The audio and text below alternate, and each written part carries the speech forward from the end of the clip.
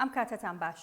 ئەمڕۆ سێشەممە دادگای فیدراڵی عێراق با سەرۆکاتی دادوەر جاسم محەممەد عەبوود سەرۆکی دادگا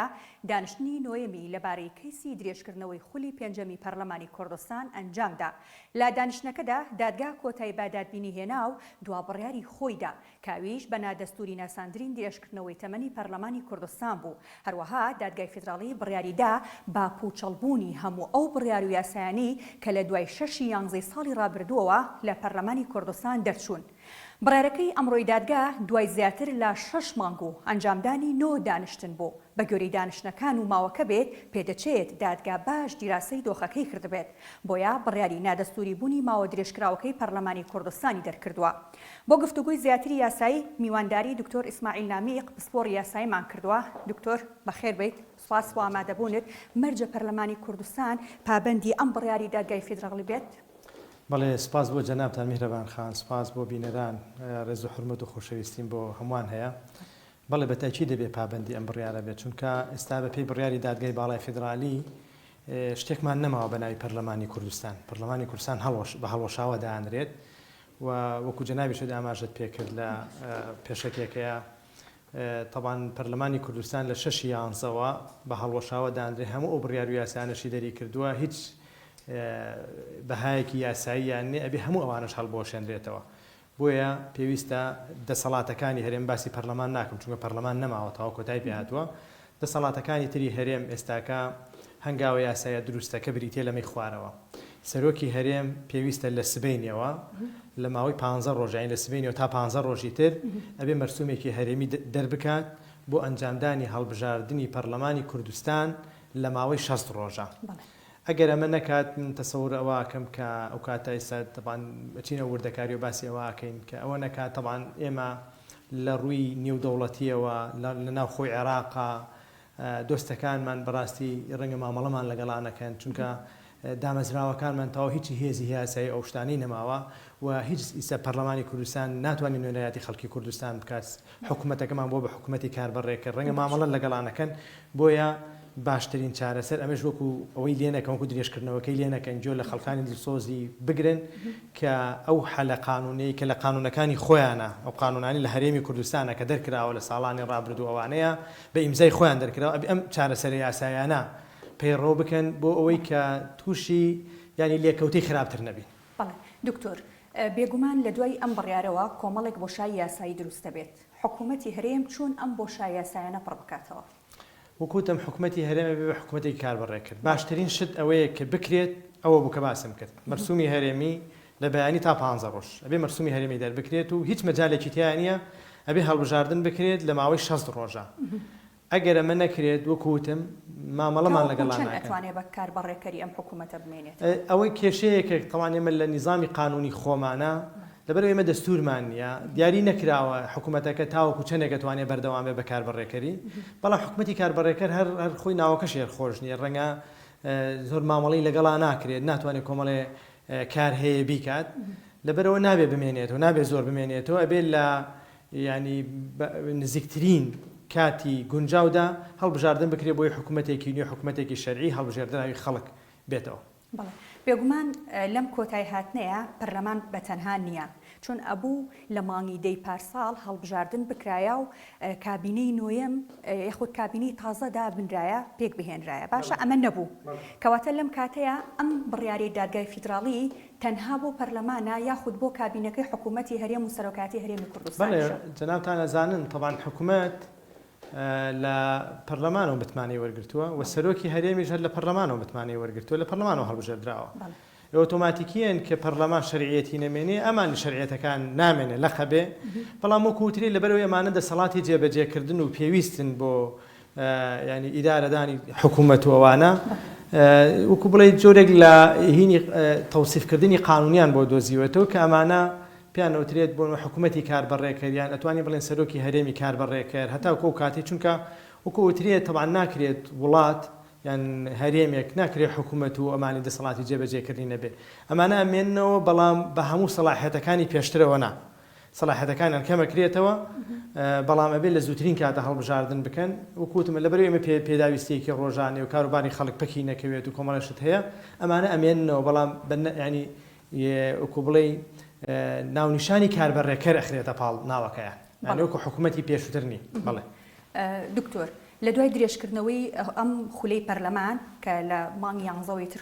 دەورەکەی تەواو بووە کۆمەڵێک بڕیار و یاسا دەرکراوە لە پەرلەمانەوە یەکێک لەوانەیە نەتوانین بڵین گرنگترین بڕیار کە لەم فترەیە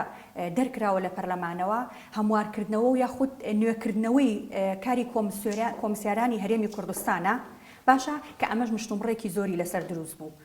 کەواتە ئەم بڕیارەش نادەستوریە هەڵوەشاوەتەوە. بەڵێ وڵات لەو گرنگتریشت بە جەنابەت بڵێم یاسای پەروەردە و فێرکردنیان دەرکرد یان یاسا و پەروەردە و فێرکردن لە وڵاتە زۆر شتێکی گرنگە.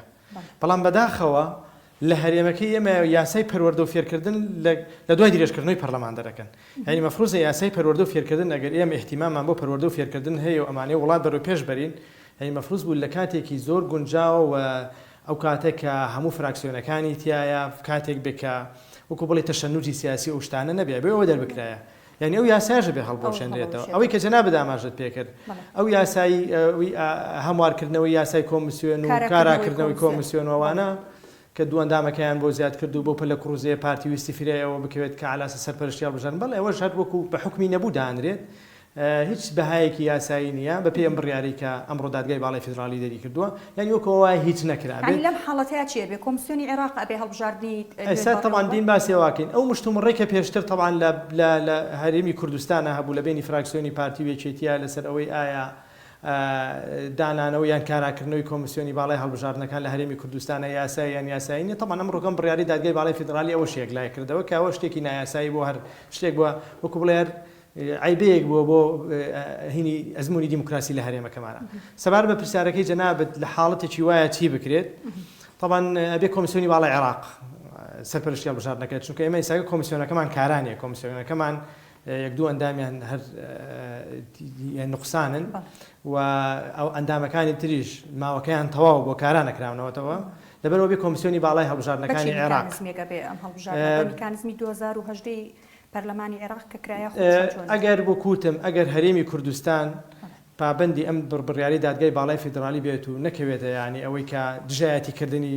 دادگای باڵای بڵێ من هەڵبژاردن و ئەوانە ناکەم ئەکرێت بەو یاسایی کە پێشتر هەبووە یاسای هەڵبژاردننی کوردستان یاسای ژمارەیەکی ساڵی 1992 هەموارەکانی ئەکرێت بە هەمان یاسەکە تەمان هەرێمی کوردستان یەک بازنی هەڵبژاردن و ئەوانەی ئەبێ بە ناچارین ینی بۆ بکەیت چونکە ئێساکە هیچ دەسەڵاتێکمان نەماوە هیچ مؤسسەیەک نییە کە یاساکەی بۆ بەرین هەموارە بکرێتەوە ناچارین بۆ یاسایە بکرێت و کۆمسیۆنی باڵای هەڵبژاردنەکە بیکات هەڵبژاردنەکانی عێراق مەبەستم ئەگەر لە حاڵەتێکی وایە هەرێمی کوردستان دژایەتی خۆی بۆم بڕیارە دەربڕیوتی من نایکەم هەڵبژاردن ناکەم و پابندی بڕیارەکەی دادگای باڵای فیدرالی نەبم ئەگەر لە حاڵەتێکی وایە بکەم من هیچ دوور نییە قەناعەتم وایە ئەو کاتە دەسەڵاتەکانی دەسەڵاتە فیدرالیەکانی تر لە عێراق دەخۆل بکەن چ دەسەڵاتی جێبەجێکردنە و بە تەحدیدیش ئەنجومەنی نوێنەران ئەو کاتە کۆ ببنەوە بڕیارێک یان یاسایەک دەربکەن و بڕیارێک یان یاسایەک دەربکەن بڕیارێک یان یاسایەک دەربکەن و دەسەڵاتی جێبەجێکردن سەرۆکی ئەنجومەنی وەزیران ناچار بکەن کە بە زۆر لە هەرێمی کوردستان بێ هەڵبژاردن بکرێت چونکە لێمان تێک نەچێت ئێمە دەوڵەتێکی سربەخۆنین ئێمە هەرێمێکین لە چوارچێوەی دەوڵەتێکی فیدرالی عێراقا بۆیە هەر پشێویە کە دروست بێت لە هەرێمی کوردستانە سەرنجام کاریگەریە بێ بۆ سەر عێراق بۆی عێراقیش حەقی خۆیەتی خۆی بە خاوەنی هەرێمە بزانێت کاتێکا بینی ئەم هەرێمە یاسای تیاجێ بەجێ ناکرێت کاتێکە بینم هەرێمە هەڵبژاردننی تیا ناکرێت من هیچ دووری نابینم کە لێوە دەخۆل بکرێت و ئەو کاتە بە زۆر هەڵبژاردنت پێ بکەن بەڕاستی مژە بێ بە عیبەیەکی گەورەتر بۆمان بۆیە ئێستاکە باشترین چارەسەر و گونجاوترین چارەسەر ئەوەیە کە ئێمە هەرسەرۆکی هەرێم ممارسەی دەسەڵاتەکانی خۆی بکەم مەرسوم دەربکە و خۆمان هەڵبژاردنەکە بکەین نەگەوەی بە زۆر پێمان بکرێت. بەڵێ دکتۆر پاشەوەی کۆمەڵێک پەرلەمانتار دەستیان کێشایەوە لە پەرلەمانی کوردستان چەند پەرلەمانتارێکی تر جێگاکەی ئەوانیان پڕ کردەوە و سوێنی یاساییان خوارد ئێستا چارەنووسی ئەمان چێتی ترەمانیش پەرلەمانتارنی نەخێر بەپێی بڕارەکەی دادگای باڵای فیدرالی هەموو ئەو کارانەی هەموو ئەو بڕیارانەی کە لە پەرلەمانی کوردستان لە دوای 6 دەرکراون هەمووی نایاسایی پوچەڵە کە وتمان پوچەڵە هەر شتێکیش کە لەسەر پوچەڵ بنیاد بێت ئەوش پوچەڵە بێتەوە طبعا هەموو پەرلەمانتارە بەڕێزانی کە جەنابەت ئاماژەت بۆ کردن هەمووی بە بڕیار لە پەرلەمانەوە دەست لە کارکێشانەوەی کەسێک قبول کراوە و دواتر بە بڕیارێک دەنگ لەسەر کەسێکی تر درا و سوێندی یاسایی خواردووە ئەمانە ئێستاکە ئەم پەرلەمانتارە ئەمان ئەم کەسانم نانێن پەرلەمانتار چونکە من ئەگە بڵێم پەرلەمانتار ینی ڕەنگە جۆرێک لە تاوانم کرد بێت چونکە مانە سیفەتی پەرلەمانتاریان نییە من پێشتریش هەر قەناعەتم وا بووە بەڵام وەکوترێت ینی لە هەرێمی کوردستانە بە جۆرێک لە جۆرەکان ویستان بە تۆپسی بە پەرلەمانتار ئێستاکە پاش دەرچوونی بڕیاری ئەمڕۆی دادگای باڵای فیدرالی ئەم بەڕێزانە مافی ئەویان نی ئیدعای پەرلەمانتاری بکەن هەر ئیدعایەکی ئەوە بکەن ئەمە لە قانونە لە یاسای سزادانی عێراقیە بە پێی مادەی 456 بە احتیال دانرێت پێوترێت تاوانی احتیال تاوانی فێڵکردن یعنی تۆ ئیدعای سیفەتێکەکەی کە تۆ ئەوەنی وەکو ئەوە ئێستاکە من بڕۆم لە بازارە بڵێ من پەرلەمانتارم یان بەنای پەرلەمانتاری خۆم بکەم بە دەواییرێکا بۆ موێ چاودێری ئەوانە بکەم ئەوش هەروەکو من وایە لەبەرەوە ئەمەی من ئەم کاری من تاوانە ئەوش هەر تاوانە بۆیە ئەو بەڕێزانە نابێت لەمڕۆ بەدواوە بۆ نمونە ئەگەر پێیجی فەیسبووکیان کردوێتەوە هەرچێکیان کردوێتەوە نازناوی پەرلەمانتاریان لە خوارنەوە ئەمانە هەموو لابەرن چونکە ئەمە تاوانە و لە حاڵەتی بەردەوام بوونیان و تەنانەت ئیمتیازاتانشی کە وەریان گرتووە وەکو پەرلەمانتاری دەبێت